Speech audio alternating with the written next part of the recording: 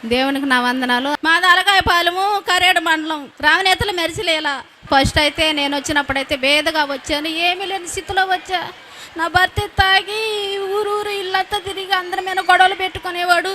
ప్రతి ఒక్కరు నన్ను ఎగతాలు చేసేవారు, నీ భర్త ఇలాంటి వాడే, నీ భర్త మారుడు అనేవాడు. నేనైతే సాక్ష్యాలని ముందుగా కానికేస్తే నీ భర్త మారుతుడు అని అన్న వాగ్దానాలు చెప్తుంటే వాగ్దానాల ప్రకారం నాకడ ఏమి లేని స్థితిలో కూడా నేను డబ్బులు వేరే వాళ్ళ కట్ తీసుకొని 10,000 టీవీకి స్పాన్సర్ చేశాను. చేసిన వల్ల నా భర్త 7 నెలల కల్లా మారిపోయి ఈరోజు నా భర్త కూడా ఈ సన్నిధికి ఇక్కడికి వస్తానే ఉండు. అప్పుడైతే నా భర్త పాదనకు పోయేటప్పుడైతే నువ్వు పాదనకు బాకు, పాదన పోవాళ్ళు మంచోళ్ళు కాదనేవాడు. ఇప్పుడైతే నా తోట నా భర్త మోకరించి పాదన చేస్తా, వాక్యాలు వింటా, సాక్ష్యాలు వింటా. నా భర్త కూడా నాతో 7 నెలలు పాదనకు వచ్చాడు.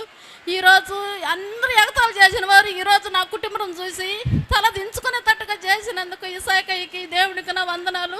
ఈరోజు మళ్ళీ నా చిన్న కొడుకు బాగాలేకపోతే నేను 10,000 కానికేస్తాను. ముందుగా 2025లో 7 నెలల్లో 10,000 టీవీ పార్సల్ చేశాను. మళ్ళీ ఇప్పుడు కూడా చెయ్యాలని చేస్తే నాకు మళ్ళీ ముందుగా మేలులు చేస్తాడని నా బిడ్డ కొరకి, నా కుటుంబం కొరకి, నా పెద్ద కుమారుడు నేను 10,000 కానిక ఎంగనే ₹1,00,000 జీతం పెంచాడు.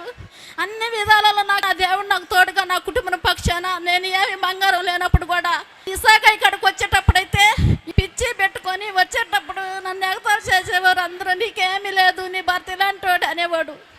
ఈ దేవుడి కాడికి వచ్చినాక నేను 3 సవర్ల బంగారం కొనుక్కున్నా.